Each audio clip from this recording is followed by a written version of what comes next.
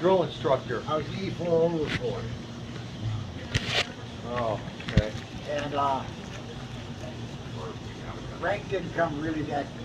Rank never comes good in the Marine Corps, does it? No, Can't get nowhere. Trying to get these guys in the military. They won't do it. Why? Why? Kevin? I'm a recruiter. Kevin, why aren't you going in the Marine Corps? I'm the recruiter. Oh, I don't care. I'm telling you, from me, I was a recruiter and a drill instructor. Why can't you be a Marine? You don't want to be one. Because I don't want to take 4 hours to explain something in one. Oh my God, Sabian. What the hell is wrong with him? No, you're not. Oh, he's going in the Navy. Yeah, you told me that. Underwater welder. Yeah, you told me that. That's I good. I don't like the Navy. I took Your dad was in the Navy. I don't like the Army. He retired out of the Army. I'm a Marine.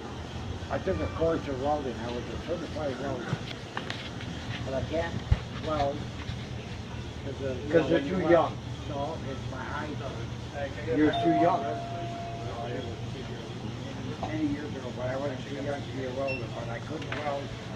You know how you put your mask down? Yeah, you well, a weld. lot of guys don't even do that.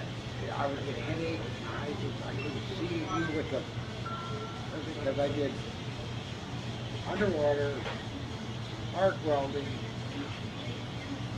heliarc, you name it, I did it. But I just, my eyes were bothering Yeah. so much. Yeah, it does.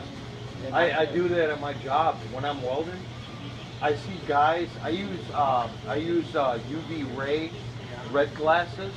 I use the mask Yeah. just to pinpoint the weld. I see these Mexicans, and there's a guy from Uruguay, a mechanic. I've been mechanic for 45 years. He welds something, no covers on his shoes.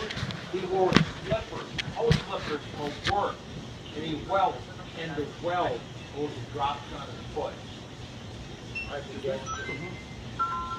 Well, you know, and the thing is they don't care.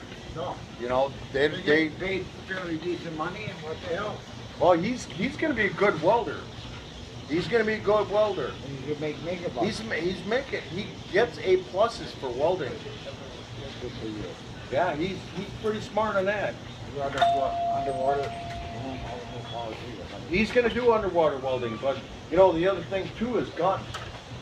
He you know what?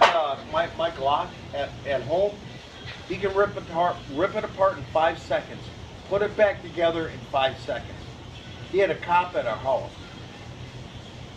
He took that gun up. The cop was like, "Wait a minute, Michael." He checked to make sure it was clear, and Michael says, "Well, I want to rip it apart and put it back together for you." He rips it apart in less than 20 seconds. The cop is like, "How the hell did you do that?" He says, "My dad's a Marine. He told me how to do it." Remember when I had the M1? Yep. The Grands are good. Oh. Their Grands are always going to be good. You know, and we had, Accurate. you know, you get in boot camp. He doesn't know Grands. And, Yeah, I do. I know those. You know M1 Grands? Yeah. M1, M14. Oh, you carbine? haven't lived until you got an M1 thumb. You know how you stick your in like that with your, I mean, like inspection, Right. if you didn't release, get off. Smash quick. your finger. You got your M1 hanging like this. You Yeah. know, you say, oh, fuck. You know, but I could feel strip that son of a bitch. I mean, totally in the dark. I'm not as fast, but I could put it back together. You know what this guy did? At the school cop, the cops have their own room Yeah. in the high school. It's a cop room. He went in there, he says the cop brought him in there because, hey, don't say nothing about anything that kids are in here. But Michael does undercover for the school. He does drugs, weapons, and all this other nasty shit. Drugs and addiction. He already got a lot of people arrested for narcotics. I mean, And it was like a weapons. comb. It was disguised as a comb. This kid, cop says, here's the M16. He AR. says, was it AR? He says, rip it down. Tell him what you did at AR. Oh, I did a trick and I pulled out the firing pin and I gave it back to him. He's like, well, all right, well, okay. And I was like, you're missing something. He's like, oh, what is it? I was like, here you go. He didn't even know the firing pin was What missing. came after the M1? M1A1 I had was the M1 my when I era was in the service. from the 60s No, this was to 70s. 'cause when I After 1980, it went to the M16A2. Because when I came back from overseas in '64, I had to get rid of my That was M1. A1.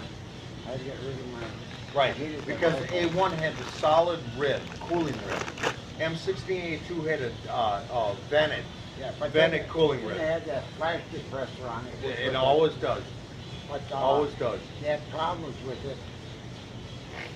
I did qualify with it, but that was the last one I ever shot. Sometime when it gets warmer out, I'll get your phone number. You want to shoot some guns? I'll let you shoot your Glock.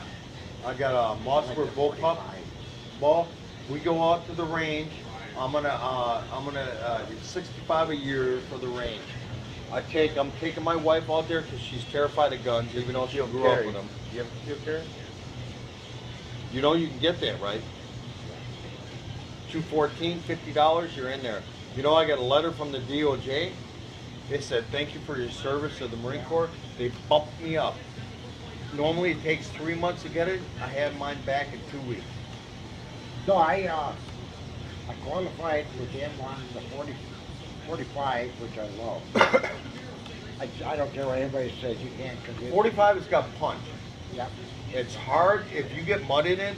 This Glock, my Glock is easy to clean. Rip it up for 5 minutes, hose it off, you're good to go. The 45, punch. It's got 40 caliber, punch. All the punch. But once it gets dirty, it's done. It's done. The M16A1, done. If it gets dirty, When I was overseas, I was on guard duty when I first got overseas for 3 months. what's your first general order? Oh, I forgot. Put my post only when properly relieved. But anyway, What's the second general order? oh Jesus Christ, don't go with To that. walk my post in a military manner, keeping all who is on the alert, keeping all colors and standards not cased.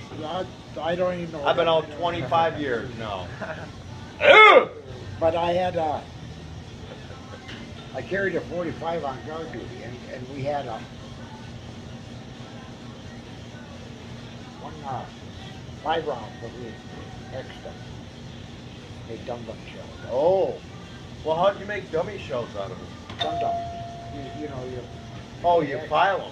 file them down, you know, and so that's what we carried.